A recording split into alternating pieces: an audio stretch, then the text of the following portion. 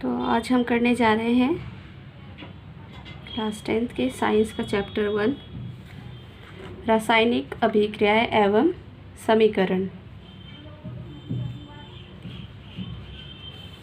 जो पदार्थ होते हैं उनके दो तरीके के गुण होते हैं, भौतिक गुण और रासायनिक गुण। तो जो भौतिक गुण होते हैं, भौतिक गुण ऐसे गुण होते हैं जिनको हम अपनी आँखों से देख सकते हैं और उनको हम उनके वर्णन कर सकते हैं। जैसे कि उनका रंग, जितने भी हमारे आसपास के पदार्थ हैं उनका रंग कैसा है, या उनकी कठोरता, वो कितने कठोर है, कितने मुलायम है, क्या वो द्रव अवस्था में है, या हम उनके बारे में, उनकी दृढ़ता के बारे में बता सकते हैं कि वो कितने तापमान पर वो पिघल जाते हैं या कितने तापमान पर जो है ये गैस में परिवर्तित हो जाते हैं। साथ ही जो इनका क्वथनांक होता है, ठीक है, तो ये सारी चीज़ जो है एक पदार्थ की भौतिक गुण होते हैं। रासायनिक गुण की उनके अंदर जो है क्या वो अम्लीय है या क्षारीय है, उनके तापमान में परिवर्तन जो आता है वो कितने डिग्री में आता है, ये सारी जो है उनके रासायनिक परिवर्तन है, रासायनिक गुणधर्म है। अब हमारे पास है भौतिक तथा रासायनिक परिवर्तन। भौतिक परिवर्तन कौन से होते हैं? जिनमें किसी भी पदार्थ के रंग, अवस्था, कठोरता या इनके घनत्व या इनके क्वथनांक या गलनांक में कोई परिवर्तन ना आए, ठीक है। जैसे कि हमने अभी एक एग्ज़ाम्पल लिया पेपर फोल्डिंग का। अगर मैं किसी भी पेपर को फोल्ड करती हूँ, इनको जैसे सपोज़ करें उसको मोड़ देती हूँ, तो मैं वापस जब उसको सीधा कर सकती हूँ और तथा वो अपने वास्तविक रूप में वापस परिवर्तन आ जाएगा।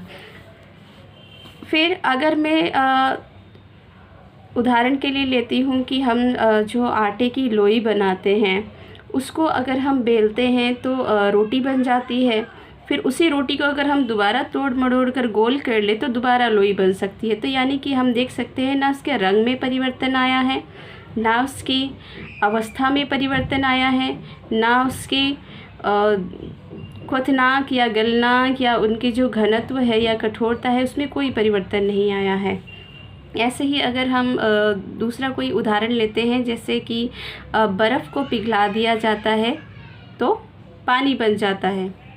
अब उसी पानी को जो है अगर हम दोबारा फ्रीज़र में रख देते हैं तो दोबारा बर्फ़ बन जाएगा। तो इसमें हम देख सकते हैं कोई भी ऐसी परिवर्तन नहीं आया है कि जिसको दोबारा हम उसके वास्तविक रूप में ना ला सकें।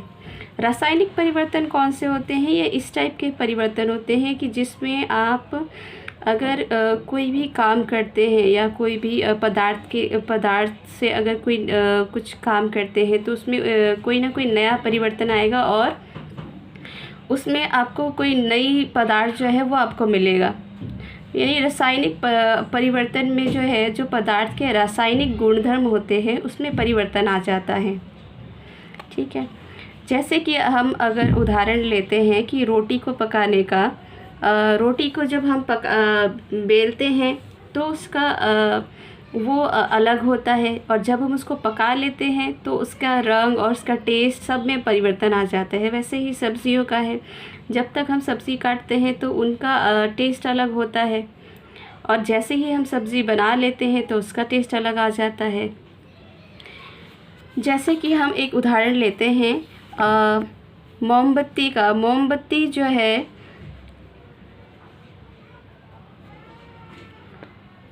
मोमबत्ती में दो तरीके के परिवर्तन आपको मिलेगा। इसमें भौतिक परिवर्तन भी है, रासायनिक परिवर्तन भी है। वो कैसे? यदि अगर हम मोमबत्ती को गर्म करके पिघलाते हैं,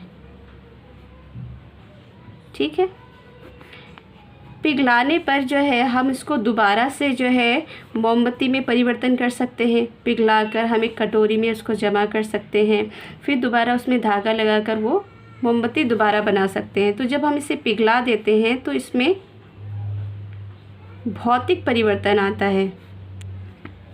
ठीक है, लेकिन जब हम मोमबत्ती को जलाते हैं तो धीरे धीरे जो इसका मोम होता है वो वाष्पीकृत हो जाता है और इसमें से कार्बन डाइऑक्साइड गैस जो है वो भी निकलता है। तो जब हम इस मोमबत्ती को जलाते हैं तो जलाने पर ये रासायनिक परिवर्तन देता है, क्योंकि हम एक बार मोमबत्ती को अगर जला लेते हैं तो उसको वापस उसका वास्तविक जो रूप था उसमें नहीं ला सकते हैं, हम उसको वापस दोबारा से उसी मोमबत्ती में दोबारा नहीं बना सकते हैं। तो रासायनिक परिवर्तन ऐसे परिवर्तन होते हैं जो एक बार अगर हो गया तो आप उसको किसी भी तरीके से वापस उसके ओरिजिनल शेप में या उसकी ओरिजिनल पोजीशन में, उसकी असली वाली रूप में नहीं ला सकते। रासायनिक परिवर्तन में अवस्था में परिवर्तन आ जाता है।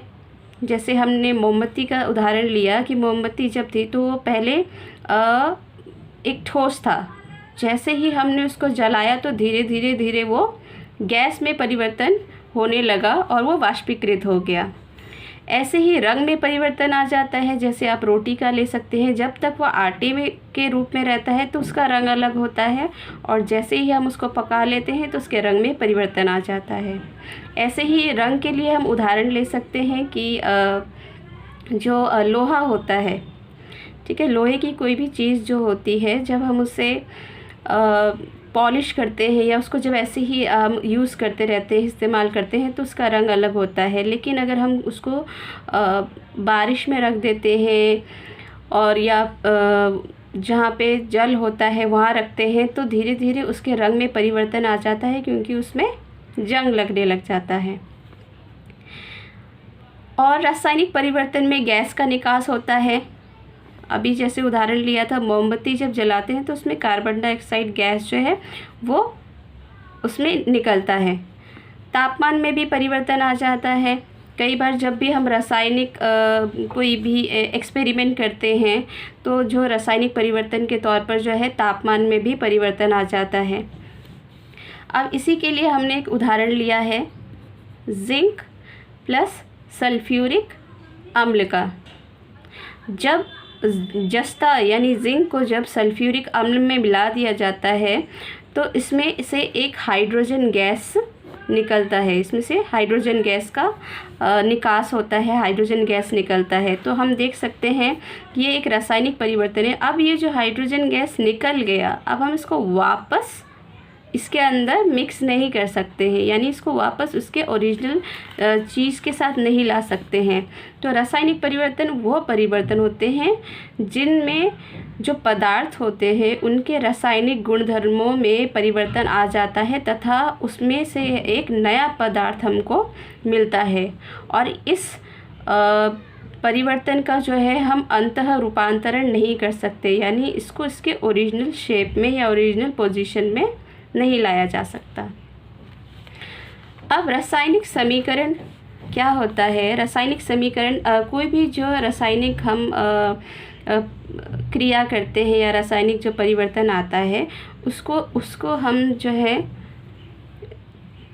शॉर्टकट में सिंबल में लिखते हैं ताकि जो है हमारा जो भी एक्सपेरिमेंट होता है उसको हम अच्छी तरह से जल्दी समझ सकें। अब जैसे हम उदाहरण लेते हैं, जब मैग्नीशियम रिबन का दहन वायु की उपस्थिति में की जाती है तो यह श्वेत चूर्ण में परिवर्तित हो जाता है। मैग्नीशियम रिबन क्या है? यह एक ठोस है जब इसको वायु की उपस्थिति में जलाया जाता है। ठीक है, यानी कोई भी जब भी हम किसी भी चीज़ को जलाते हैं तो उसको जलाने के लिए ऑक्सीजन का होना बहुत ज़रूरी है। बिना ऑक्सीजन के तो नहीं चलेगा, ये आप पहले भी पढ़ चुके हैं। तो जो मैग्नीशियम रिबन है उसके ऊपर एक ऑक्साइड की जो है परत चढ़ी रहती है। पहले उसको साफ़ किया जाता है।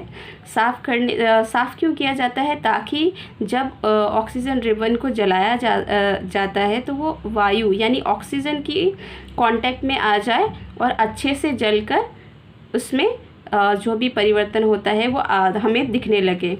तो जब ये जल जाता है और इसमें से जो चूर्ण सा मिलता है, श्वेत चूर्ण, उसको हम मैग्नीशियम ऑक्साइड कहते हैं। अब हम इसका समीकरण लिखेंगे। जैसे मैग्नीशियम को जब ऑक्सीजन की उपस्थिति में जलाया जाता है तो ये मैग्नीशियम ऑक्साइड प्रदान करता है। ठीक है, ये जो हमने अभी समीकरण लिखा है ये फ़िलहाल के लिए कंकाली समीकरण है। क्यों? क्योंकि हम इसका अभी आगे पढ़ेंगे कि इसमें जो है ये संतुलित नहीं है।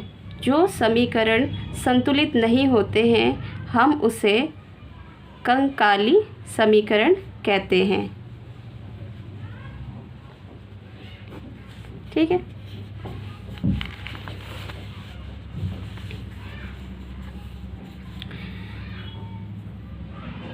जिन चीज़ों से, जिन पदार्थों से रासायनिक अभिक्रिया किया जाता है उन्हें हम अभिकारक कहते हैं, और जो हमें नई चीज़ मिलती है, जो हमें नया पदार्थ मिलता है, हम उसे उत्पाद कहते हैं। जैसे मैग्नीशियम और ऑक्सीजन ये अभिकारक है, इनकी अभिक्रिया से ही हमें एक नया उत्पाद मैग्नीशियम ऑक्साइड प्राप्त हुआ। अभी मैंने इसको जो है संतुलित कर दिया है, मैं आपको आगे संतुलन करना भी सिखाऊंगी। तो इसको हमने संतुलित कर दिया है और अब ये जो है एक कंकाली समीकरण नहीं है। रासायनिक समीकरण को संतुलित करना आवश्यक क्यों है? इसका उत्तर हमें मिलता है क्लास 9th के चैप्टर्स में, द्रव्यमान संरक्षण नियम में। द्रव्यमान